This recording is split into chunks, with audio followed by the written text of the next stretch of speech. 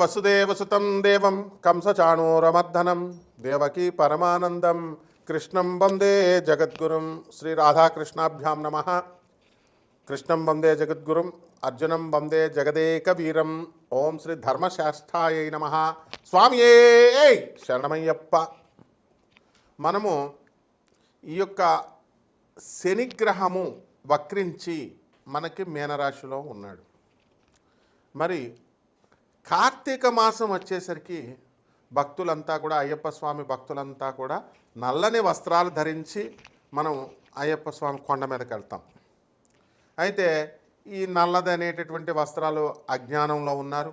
ఆ అజ్ఞానాన్ని పోగొట్టుకోవడం కోసం మనం అయ్యప్ప కొండకి వెళుతున్నాం, నల్లని వస్త్రాలు ధరిస్తున్నాం, జ్ఞానం ఇస్తాడు అని పండితులు చెప్తూ ఉంటారు. ఇదంతా పక్కన పడేసేయండి. ఇప్పుడు జ్ఞానం ఎవరికి అవసరం లేదు. ఇప్పుడు అందరికి కావాల్సింది ఏంటండి? డబ్బు, భౌతిక లోకంలో ఉన్నటువంటి సమస్యల పరిష్కారం అవ్వాలి. ఇది అయ్యప్ప స్వామి చేయగలడా? ఇది శనీశ్వరుడు చేయగలడా? ఇది ప్రశ్న, డైరెక్ట్ ప్రశ్న. నీకేంటి నాకేంటి, అది ఆ టైప్ అన్నమాట. అయితే ఖచ్చితంగా చేయగలుగుతాడు. ఈ డబ్బులు ఒక్కొక్కళ్ళు అవలేలగా సంపాదించేస్తారు. ఎందుకని? వాళ్ళకి ధనకారకుడు స్ట్రాంగ్గా ఉండడము, లేకపోతే ధనాధిపతి మనకి అక్కడ శుభగ్రహాలు ఉండడము, ధనానికి సంబంధించినటువంటి స్థానాన్ని పాపగ్రహాలు చూడకుండా ఉండడం, ఇలాంటివన్నీ ఉండడం వల్ల వాళ్ళకి ఈజీ ఎర్నింగ్, ఈజీ మనీ వస్తుంది. కానీ చాలామంది చూడండి, మేము ధర్మంగా ఉన్నామండి, చాలా కష్టపడుతున్నాం మేము వృత్తిలో, అయినా సరే ఈజీ మనీ రావడం లేదు, చాలా ఆ జీతం 10,000 సరిగ్గా రావట్లేదు, మేము కృషి చేస్తున్నామండి కానీ ఫలితం ఉండట్లేదని అనేటటువంటి బాధపడేటటువంటి వాళ్ళు చాలామంది ఉన్నారు. అయితే దీనికి కారణం ఏంటంటే మన గ్రహ సంపుటేనండి. ఈ గ్రహ సంపుటి ఉంటే ఇంక ఇంతేనండి గురుగారు జీవితాంతం ఇంతేనా అంటే ఇంతే, మరి తప్పదు. కానీ under special discretion power of lord Saturn and under the special discretion powers of lord Ayyappa your evil effects can be nullified. అంటే అయ్యప్ప స్వామి తలుచుకున్నా లేదా శనీశ్వరుడు తలుచుకున్నా మనకున్నటువంటి ధనం రావడానికి అవరోధమైనటువంటి గ్రహాలు ఏవైతే ఉన్నాయో వాటిలన్నింటినీ ప్యాసిఫై చేసి ఆ మ్యాలిఫిక్స్ని, ఆ చెడ్డగ్రహాలన్నీ తీసేసి ఏ ఏ గ్రహా అరిష్టస్థానగతా తేషాం గ్రహాణం శుభ ఏకాదశ స్థాన ఫలాభ్యాప్త్యర్థం. ఏ గ్రహాలైతే చెడ్డ స్థానాల్లో ఉన్నాయో ఆ గ్రహాలన్నింటినీ కూడా శుభస్థానాల్లోకి మనం రప్పించగలుగుతాము అని చెప్పేసి ఈ శాస్త్ర వచనం అన్నమాట. కాబట్టి ఆ రకంగా అయ్యప్ప స్వామి 41 రోజులు మనం ఎవరైతే దీక్షగా చేస్తామో, మండల దీక్షతో అయ్యప్ప స్వామి వారి యొక్క ఆరాధన, ఖచ్చితంగా వాళ్ళ యొక్క సమస్యలన్నీ కూడా తీరుపుతాయండి. అయితే ఏమండి, మరి మేము చాలా 18 సంవత్సరాల నుంచి అయ్యప్ప స్వామి దీక్ష చేస్తున్నామండి అని ఒకళ్ళు, 40 సంవత్సరాల నుంచి అయ్యప్ప స్వామి దీక్ష చేస్తున్నామండి అని మరొకళ్ళు, కానీ మా సమస్యలు తీరలేదండి అని నోటితో అంటారు తప్ప, అంటే వాళ్ళ ఉద్దేశంలో మనం ఒక రిలయన్స్ అంబానీలాగా అవ్వలేదు, లేకపోతే ఒక అపోలో హాస్పిటల్ లాగా అవ్వలేదు అని అలా కంపేర్ చేసుకుంటారు. అలా కాదు. 40 సంవత్సరాల క్రితం మీ ఆర్థిక పరిస్థితి ఏమిటి, 18 సంవత్సరాల క్రితం మీ ఆర్థిక పరిస్థితి ఏమిటి, ఈ అయ్యప్ప మాలలు వేసిన తర్వాత ప్రపోర్షనేట్గా మీరందరికీ కష్టాలు తీరిపోయినాయా లేదా అనేది అనాలిసిస్ చేసుకోవాలి. This is practical approach. ఈ ప్రాక్టికల్ అప్రోచ్ని ఇచ్చేదే శనీశ్వరుడు అనమాట. అందువలన శనీశ్వర స్వాముల వారు ఏంటంటే అటానమస్ ప్లానెట్ అని చాలాసార్లు చెప్పాను నేను. స్వతంత్ర నిర్ణయాలు తీసుకుంటాడు. ఆయన ఒకానొక సందర్భంలో ఆయన అహంకరించినప్పుడు, శ్రీ బ్రహ్మ విష్ణు మహేశ్వరుని ఎదిరించినప్పుడు శ్రీమన్నారాయణమూర్తి శ్రీకృష్ణ పరమాత్మల వారు ఆయన అహంకారాన్ని భగ్నం చేస్తాడు. విష్ణుమూర్తి ఆయన కాలు ఎరగొట్టేస్తాడు.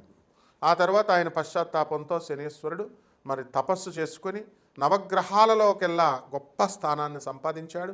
తన తండ్రి అయినటువంటి సూర్యుడి కంటే కూడా ఉచ్చస్థితిలో ఉండే విధంగా, ఆ గ్రహం ఎత్తులో ఉండే విధంగా ఆయన తన వ్యక్తిత్వ నిర్మాణాన్ని చేసుకున్నాడు.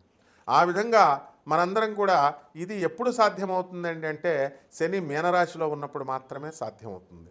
12 సంవత్సరాలు కాదండి, ఇలా రావాలి అంటే 30 సంవత్సరాలు పడుతుంది ఒక చక్రం రావడానికి. మళ్ళీ 30 సంవత్సరాల దాకా రాదు, 60 సంవత్సరాల వయసు వస్తుంది, ముసలోడైపోతాం. కాబట్టి మళ్ళీ ఇంకొక 30 సంవత్సరాలకు వస్తుంది, 90 సంవత్సరాలు వస్తుంది, పైకి టపా కట్టేస్తాం. అందువల్లనే ఏలినాటి శని, అర్ధాష్టమ శని, అష్టమ శని డేంజర్ అంటాం. మొదటిసారి వచ్చేటటువంటి ఏలినాటి శని ప్రభావం వలన మనకి ఏమవుతుందండి, చక్కగా పొంగులాంటి శని అన్నారు, పైకి వచ్చేస్తాం మనం. ఏమండి, తర్వాత మంగు శని, తంగు శని, పొంగు శని అని అంటాం. మొదటిసారి మన చిన్నతనంలో వచ్చేస్తుంది, దాన్ని ఏంటంటే మంగు శని అంటాం. మంగు శని అంటే ఏంటండి, పడుకుని ఉంటుంది, అంటే స్లోగా వస్తుంది. రెండోసారి ఎవ్వరికైనా సరే ఏలినాటి శని, పొంగు శని అంటే మంచి యవ్వనంలో ఉంటాడు, మదమెక్కిపోయినటువంటి వాళ్ళు కూడా ఉంటారు, యవ్వనంలో కామంతో ఉన్నటువంటి వాళ్ళు ఉంటారు. అటువంటి వాళ్ళందరికీ కూడా పెళ్ళిళ్ళు అవుతాయి, కోరికలు తీరతాయి, బిల్డింగ్లు కడతారు, సంపాదన పెరుగుతుంది. అండ్ ఉచ్చనీచాలు తెలియకుండా, అంటే డబ్బు వచ్చినప్పుడు మనకి మదం ఎక్కుతుంది. మదం ఎక్కినప్పుడు మనకి పేదవాళ్ళు కనబడరు, వికలాంగులు కనబడరు, తర్వాత వీళ్ళు కనబడరు, ఎవరు సాధువులు కనబడరు. ఎంతసేపు 4 బిల్డింగ్లు కట్టాలా, 6 బిల్డింగ్లు కట్టాలా, ప్రేమ వ్యవహారాల్లో సఫలం అవ్వాలా, లవర్ అడిగితే బంగారాలు కొనాలా, లేకపోతే పిజ్జాలు బర్గర్లు రెస్టారెంట్స్కి తిప్పాలా, ఈ టైపులో ఉంటారు తప్ప ఆ పొంగు శని వచ్చినప్పుడు, శనీశ్వరుడు మనకిచ్చినప్పుడు ధర్మంగా మనం ఉందాము, కలి యొక్క కబ్జాలోకి వెళ్ళకూడదు. You should not go into the clutches of Saturn, clutches of కలిపురుష.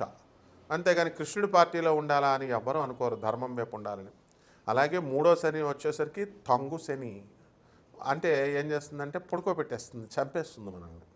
అందువల్ల తంగు, మంగు, పొంగు 3 ఉంటాయి. అలాగే అర్ధాష్టమ అష్టమ శనుల్లో మనకి లైఫ్కి డిసిప్లిన్ నేర్పిస్తుంది, కష్టాలను ఇస్తుంది. ఆ కష్టాలను ఇచ్చినప్పుడు మళ్ళీ 2వసారి 3వసారి మనం ప్రయత్నించాలనేటటువంటి దాన్ని నేర్పిస్తుంది. కాబట్టి ఈ యొక్క అయ్యప్ప స్వామి దీక్షల్లో ఎవరైతే 41 రోజులు మన కఠిన నియమాలతో ఉన్నప్పుడు సాధన చేసినప్పుడు తప్పకుండా వాళ్ళ ఆత్మవిశ్వాసం బాగుంటే వాళ్ళ కోరికలన్నీ కూడా తీరిపోతాయండి, అయ్యప్ప స్వామి తీర్చేస్తాడు. మీరు ఎందుకు చేస్తున్నారండి 41 రోజులు అసలు దీక్ష? సప్తాహ దీక్షతో పరీక్షిత్ మహారాజు శాపం వచ్చింది ఆయనకి. 7 రోజుల్లో ఆ సర్పరాజు అయినటువంటి తక్షకుడే నిన్నొచ్చి కాటు వేస్తాడని ఒక ఋషి కుమారుడు శాపం పెట్టిన తర్వాత అతను 47 రోజుల్లో మోక్షం వస్తుందా, అసలు జీవిత పరమార్థం తీరుతుందా అని చెప్పి జనమేజయుడిని, శుకుణ్ణి, వ్యాస మహర్షిని అందరినీ పిలిచినప్పుడు శుకబ్రహ్మ వచ్చి భాగవత సప్తాహం చేసినప్పుడు సప్తాహ దీక్షతో అతనికి మోక్షం వచ్చింది.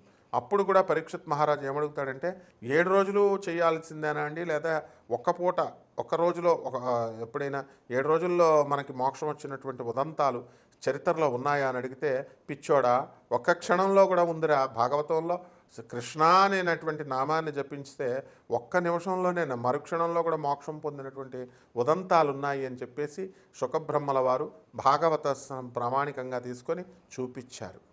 కాబట్టి ఇంత అథారిటేటివ్గా చూపించారు, ఎంత అథెంటిక్గా చూపించారు. కాబట్టి మనము అయ్యప్ప స్వామి ధర్మశాస్త్ర, అంటే ధర్మాన్ని శాసిస్తాడు ఆయన. అందువలన ధర్మం వైపు నడుచుకున్నటువంటి వాళ్ళకి ఖచ్చితంగా ఆయన కోరికలు తీరుస్తాడు.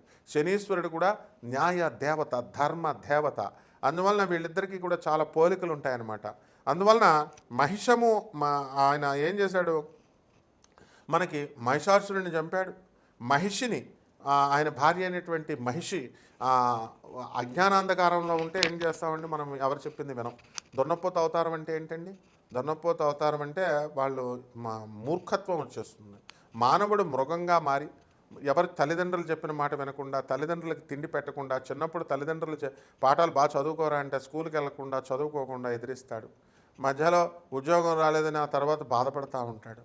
పెళ్ళం మాట వెండు, తాగొద్దురా చచ్చిపోతామంటే తాగుతాడు. ఆ తర్వాత స్నేహితులతో మంచిగా ఇచ్చేస్తాడు, ఎంజాయ్ చేస్తాడు. వార్ధక్యం కబలిస్తుంది, తర్వాత మనిషి చనిపోతాడు. పిల్లలకు పాపం ఆస్తులు సంపాదించలేదని వాళ్ళు తిట్టుకుంటారు. ఈ సంసార జంజాటం ఇలా జరుగుతూ ఉంటుంది కదా.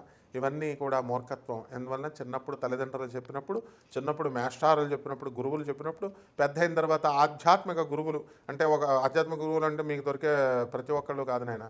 జగద్గురువులైనటువంటి ఆదిశంకరులు, వివేకానందుడు, ప్రభాత్ రంజన్ సర్కార్, ఆనందమూర్తి గారు, అలాగే పరమహంస యోగానందుల వారు, ఇటువంటి రమణ మహర్షి, ఇటువంటి మహానుభావులు చెప్పినటువంటి గురువులు చెప్పినటువంటి ఐడియాలజీని మీరు ఫాలో కాకుండా మీ ఇష్టానుసారంగా చేసుకుంటే అప్పుడు ఏమవుతుందండి, కష్టాలు అనేటటువంటివి వస్తాయి.